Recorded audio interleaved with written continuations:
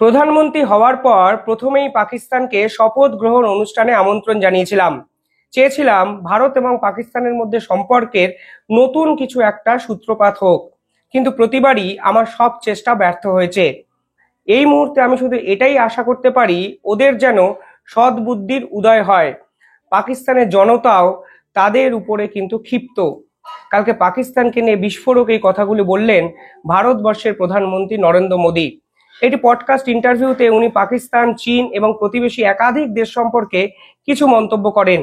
পাশাপাশি তার ব্যক্তিগত জীবন, তার বেড়ে ওঠা, 2002-এর দাঙ্গা, একাধিক ইস্যুতে কালকে প্রধানমন্ত্রী নরেন্দ্র মোদী যেভাবে কথা বলেছেন তা কিন্তু আন্তর্জাতিক সম্পর্ক বিশেষজ্ঞদেরও রীতিমতো চর্চার বিষয় হয়ে গেছে। কাল থেকে বিভিন্ন জায়গায় সেই সাক্ষাৎকার প্রচার করা হয়েছে। আমি সেই সাক্ষাৎকারে সামারাইজড করে ওনার কথার পিছনে কি কি বিষয় লুকিয়ে আছে একটু আপনাদেরকে বলার চেষ্টা করব। তার আগে কালকে পাকিস্তান সম্পর্কে আর কি বলেছেন তিনি তিনি বলেছেন, গোটা পৃথিবী জানে সন্ত্রাসবাদের শিকড় ঠিক কোথায় লুকিয়ে আছে। বিশ্বের যেখানেই জঙ্গি হামলা হোক না কেন, কোনো না কোনোভাবে তার যোগসূত্র মেলে পাকিস্তানে। 9/11 হামলার কথাই ধরা যাক, ওসামা বিন লাদেনের অ্যাবোটাবাদের যেখানে বাড়ি সেটাও কিন্তু পাকিস্তানে। সেরকম কিন্তু কালকে বলেছেন প্রধানমন্ত্রী নরেন্দ্র মোদী। মোদী বলেন, ভারত এবং চীনের সম্পর্ক সেই প্রাচীন কাল থেকে আছে। একে অপরের সঙ্গে কালচারাল এক্সচেঞ্জ হয়েছে। প্রাচীন কাল থেকে আমাদের সম্পর্ক শক্তিশালী হয়েছে, কোথাও কোনো সংঘাতের ইতিহাস ছিল না। 2020 সালে গালওয়ানের ঘটনা সেই সম্পর্কে প্রভাব ফেলে। ভবিষ্যতে আমাদের সম্পর্ককে শক্তিশালী রাখা উচিত। সমস্যা হলে আলোচনার মাধ্যমে তা যেন মেটানো যায়, এই রকম একটা পরিকল্পনা ভারতবর্ষ করে। অর্থাৎ তিনি পাকিস্তান এবং চীন দুই প্রতিবেশী রাষ্ট্রের এই পুরো বর্তমান পরিস্থিতি নিয়ে কিছু কথাবার্তা বলেছেন। প্রথম কথা হলো, তিনি বাংলাদেশ নিয়ে কোনো কথাই বলেননি, কিন্তু তিনি বুঝিয়ে দিয়েছেন আসলে বিশ্বাসঘাতকতা যদি জিওপলিটিক্যাল ডিপ্লোম্যাসির পলিসির একটি পার্ট হয়, তাহলে ভারতবর্ষ সেই দেশকে কিন্তু কনসিডারই করে না। বিভিন্ন বিশেষজ্ঞরা এই মোদির সম্পূর্ণ ইন্টারভিউর বিভিন্ন অ্যাঙ্গেল খুঁজে বার করেছেন, কিন্তু আমার কাছে এটা মনে হয়েছে জিওপলিটিক্যাল সাইডে অত্যন্ত স্মার্ট বার্তাবহ একটি মেসেজ যা ভারতের পক্ষ থেকে কালকে আন্তর্জাতিক স্তরকে দেওয়া হয়েছে। কোন সময় এই ইন্টারভিউটা বাজারে আনা হয়েছে সেটাও কিন্তু মাথায় রাখতে হবে। আজকে ভারতে আসছেন তুলসী গ্যাবার্ট, যিনি কিনা আমেরিকার ইন্টেলিজেন্সের দায়িত্বে। যিনি কি আলোচনা করবেন?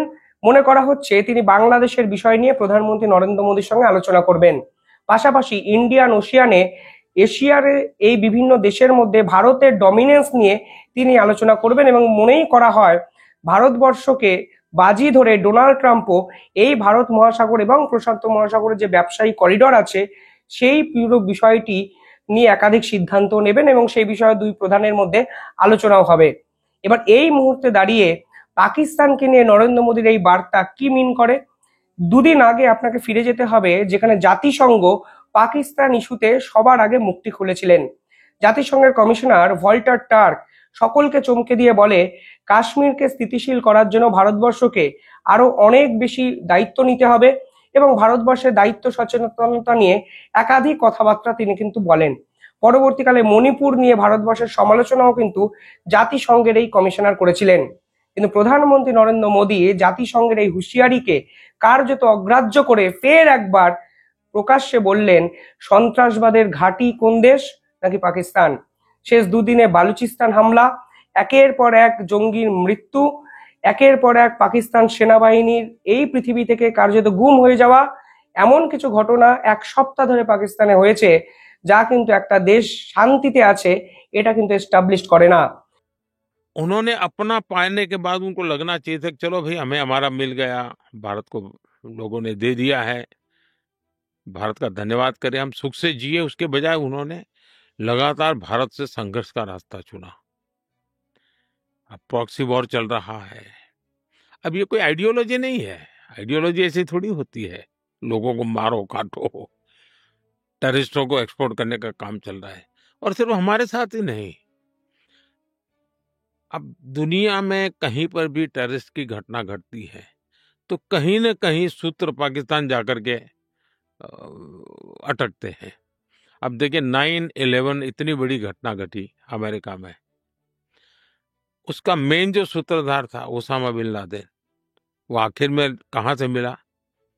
पाकिस्तान में ही शरण लेके बैठा था।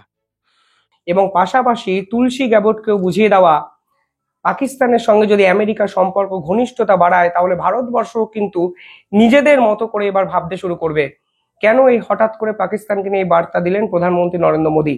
দেখুন, প্রধানমন্ত্রী নরেন্দ্র মোদী পাকিস্তানকে নিয়ে সচরাচর শেষ 2-3 বছরে এই রকম অ্যাগ্রেসিভ কথা বলেছে বলে জানা নেই, কিন্তু ডোনাল্ড ট্রাম্পের সঙ্গে ভালো বন্ধুত্ব হওয়ার পর ভারত তো এক্সপেক্ট করেই যে পাকিস্তানের এই সন্ত্রাসবাদের এই পুরো বিষয়টা নিয়ে ডোনাল্ড ট্রাম্পও একইভাবে কড়া কোনো মেসেজ দেবেন।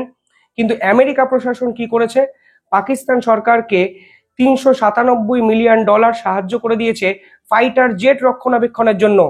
পাশাপাশি পার্লামেন্টে দাঁড়িয়ে থ্যাংক ইউ পাকিস্তান বলে দিয়েছে, কারণ পাকিস্তান নাকি কোনো এক আতঙ্কবাদীকে আমেরিকার হাতে সারেন্ডার করে দিয়েছে।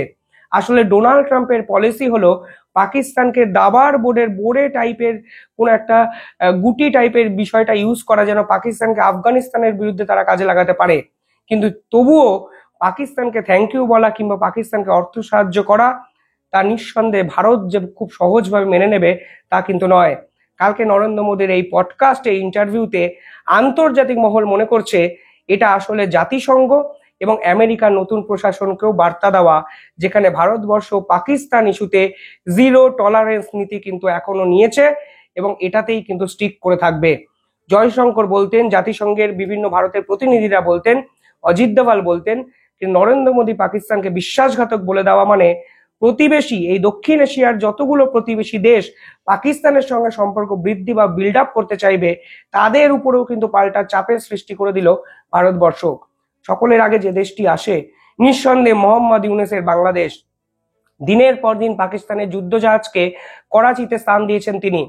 পাকিস্তানের আইএসআই সরাসরি বাংলাদেশে গিয়ে পাকিস্তানের মিলিটারিকে সঙ্গে নিয়ে বাংলাদেশ সেনাবাহিনীকে ট্রেন করেছেন এবং এই পাকিস্তান থেকে একের পর এক চুক্তি বাংলাদেশ সরকার কিন্তু করে যাচ্ছে। মোহাম্মদ ইউনূস এসে আরো বড় ব্লান্ডারটা যেখানে করেছেন তা হলো পাকিস্তানের কোনো মানুষ যদি এখন বাংলাদেশে যেতে চান তাহলে খুব সহজেই তাকে ভিসা দিয়ে দেওয়া হচ্ছে। এমনকি করাচি বিমানবন্দর থেকে বাংলাদেশের বিমানবন্দরে বিমান যাত্রাও কিন্তু চালু করে দিয়েছেন মোহাম্মদ ইউনূস। আর সেখানে মোদী বলছেন সন্ত্রাসবাদী একটা দেশ, একটা বিশ্বাসঘাতক, যারা কোনো ক্ষেত্রেই শুধরায় না। আর এই না শুধরানো একটা রাষ্ট্রের সঙ্গে মোহাম্মদ ইউনূস দিনের পর দিন সম্পর্ক বিল্ড আপ করে নরেন্দ্র মোদীর আস্থাভাজন তো করতে পারেননি, উল্টে ভারতের সঙ্গে সরাসরি সংঘর্ষে গেলেন। কালকে কিন্তু মোদীর এই পডকাস্টে এই বার্তাটাও কিন্তু আন্তর্জাতিক মহল নতুন করে বুঝতে শুরু করে দিয়েছেন। পাশাপাশি তিনি চীনকে নিয়ে কথা বলেছেন। দেখবেন চীনকে নিয়ে নরেন্দ্র মোদী অ্যাগ্রেসিভ সে অর্থে হননি, অথচ তিনি বলেছেন 2020 সালের একটি ঘটনা, যেই ঘটনার পিছনে চীন জড়িত আছে সেই ঘটনা ভারতবর্ষ কিন্তু মেনে নেয়নি। কিন্তু আমরা আলাপ আলোচনা করতে চাই है कि हमारा सीमा विवाद चलता रहता है।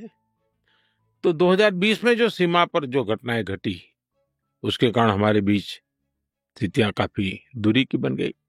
लेकिन अभी राष्ट्रपति श्री के साथ मेरा मिलना हुआ, उसके बाद सीमा पर जो चीजें थी उसमें नॉर्मल से आ चुकी हैं। 2020 के पहले की स्थिति में हम लोग अब काम कर रहे हैं।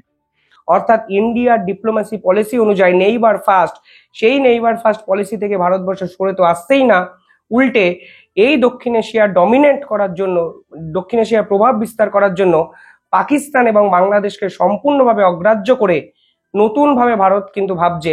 তা কিন্তু এই নরেন্দ্র মোদীর সম্পূর্ণ পডকাস্টটা যদি দেখেন আপনারা কিন্তু নিজেরাও বুঝতে পারবেন। কিন্তু এবার প্রশ্নটা কি?